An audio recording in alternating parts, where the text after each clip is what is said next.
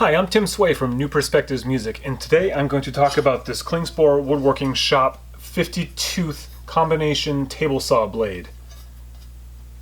Ow, it's sharp.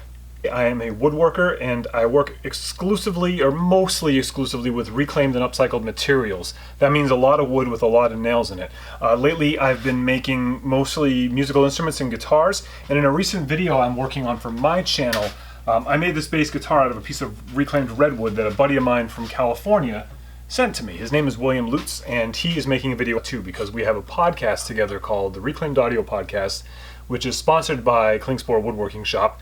My other partner and friend Phil Pinsky is also making one of these videos for you, so check him out because we are three very different types of woodworkers. The only thing we really have in common is we work with reclaimed, and we all tried out this saw blade. This is a 50-tooth combination 10-inch saw blade, and it's just going right in my classic, unisaw.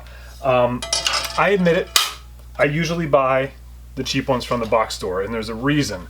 The cheap ones from the box store are cheap, and they're easy to get, and most of the wood I cut looks like this. It's got nails and garbage in it, and it's dirty, and all these things are death to blades. So I, in the past, have bought expensive blades, and then I've hit a nail and I've wrecked them.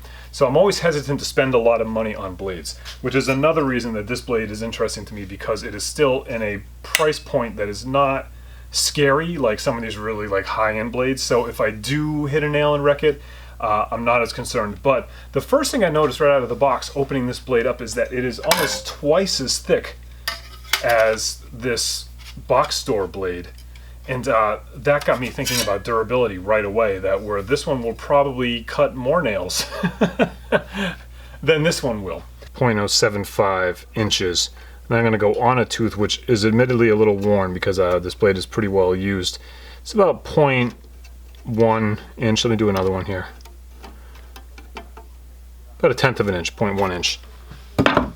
Now on this blade here, we can see that the metal housing of the blade is 0.85, so it's a full 1/100 of an inch thicker. And now I'll squeeze a couple teeth, and the teeth are 0.13 inches, so they are 3/100, 0.28, about 3/100 of an inch thicker. So I mean, these are very small numbers, but when you look at them, I mean, you can really see a difference. This is going to have a much wider kerf. It's going to be a little more durable, probably less likely to warp, and also less likely, or at least the teeth should last longer. I've already done a little bit of cutting with this because I put it in, and like I said, I was working on that bass guitar for my channel, and so I thought I would take a minute, put this blade back in, and then run a bunch of other wood through. We're going to do some rips and some cross cuts and just see what the finish looks like and see how it does. If you think the saw looks familiar, you're correct. This is Jimmy DeRessa's old table saw. When he got his first saw stop, he gave this to me. I went and picked it up because we do not live too far away. And this is a trick he taught me with this saw that I don't know if it works with all saws, but it certainly works with this one. Is I just put a leather glove on one hand and grab the blade, wrench in the other hand, and just, that's it. Now the blade is on. None of that two wrench stuff, which is a real pain in the neck. But you try it on yours, it might work. Just make sure you put a glove on because you will not want to grab it and put that kind of torque without it. I'm going to cut a whole bunch of different types of wood, including this 200-year-old chestnut. And like I was saying before, this is what the wood I cut usually looks like, and you just kind of can't pull these nails out. Like, some of them you can get, but some of them are just in there. There's always hidden ones. But what's interesting about this is that a lot of these nails are the old iron nails. They're not steel, they're just iron. So they're a little bit softer, and you can actually cut them without just instantly killing your blade. But I'm going to try and avoid cutting nails with my brand new blade that I love. So I'm going to cut this side, which should be a little cleaner, so we can look at that. Some other wood I have on hand to cut. Just a classic piece of pallet wood pine. I'm going to try and face that. I have a piece of locally cut walnut, 1.5 inch thick. This is some 400-year-old white oak. This is like cutting iron. This is about as dense as it gets.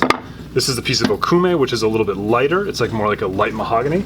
And then we also have this 3/4 inch plywood and 1/2 inch plywood. And I'm going to cut all of these. I'm going to rip them all, and then I'm also going to cross cut them all so we can see how the cuts look for each one. Let's rip them first.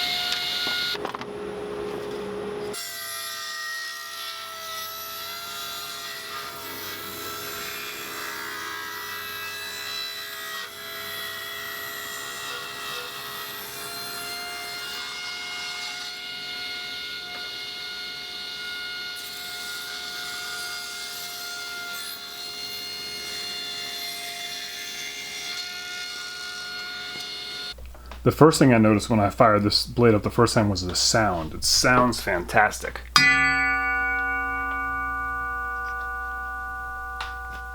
Yeah, it rings forever.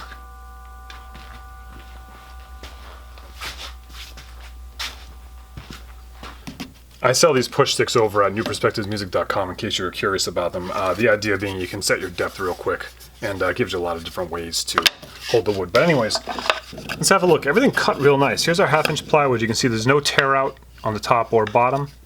There's the edge that was cut. And you can see it was a very clean, straight cut. Same with the 3/4 inch plywood. I'm matching the grain up. You can see it's very clean cut, and the inside looks great. This is that really hard as nails white oak. It's 1.5 inches thick. Gave it a beautiful finish. The walnut was exciting because there was a knot, and we cut right through it without a problem. Cut great. This nice lightweight okume was a little dangerous to cut because I didn't really have a good piece to push on, but you can see it cut the light stuff pretty well. And then I had to extend the blade all the way out to cut this 3x3 pine piece. And did I cut through some nails? I don't see any in there. It looks like the nails were removed already. They were probably came out with the other board, but cut it pretty well. You can see a little bit of swirl right there, probably where I slowed down.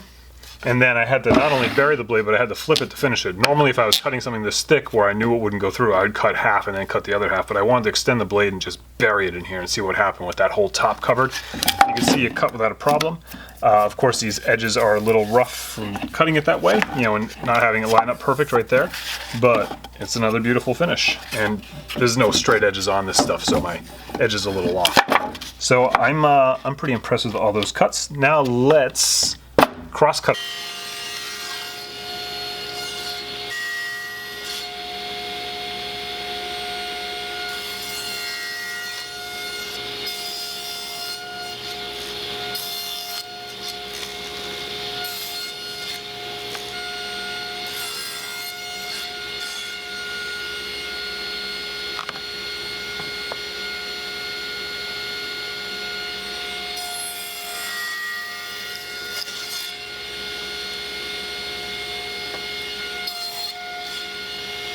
Again, everything cut real well. I just roughly cut the chestnut and missed by a mile when I flipped it over.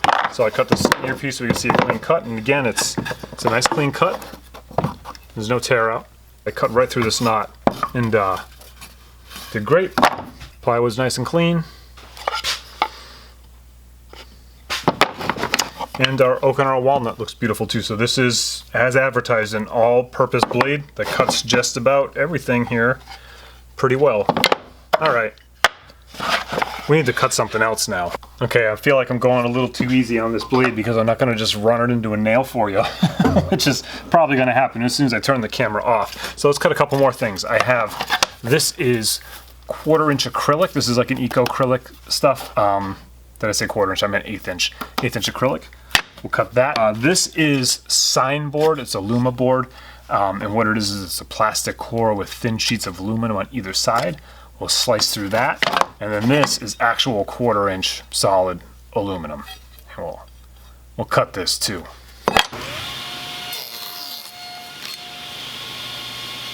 Looks good for my house.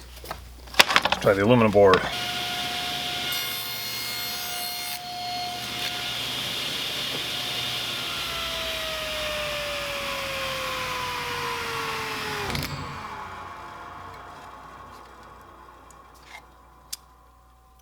Looks good too. It's not sharp at all.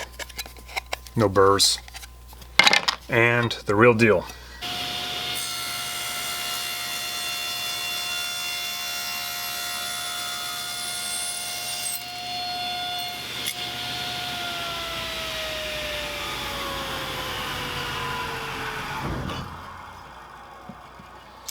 I'm not gonna lie, that was the best aluminum cutting experience I've ever had. The shards were small that came off. They weren't these big, hot, sharp things. It's cool to the touch still right now. Right off the blade. The finish is perfect. I didn't feel like I was struggling. This blade cuts aluminum. if this were a true A/B test, I would go and I would put this blade in and I would compare them and make all the same cuts and look at the finishes. I'm not going to do that because it wouldn't be fair to this blade, because I have beat the heck out of this blade for a little while and I don't have a new one of these, and to be honest, I'm probably never going to buy a new one of these again, because for about $40, that's I know what this blade can do because I bought probably 10 of them over the years, and for about 20 bucks more I can buy this blade, and I'm already right out of the gate, I'm impressed with everything about it in comparison to this.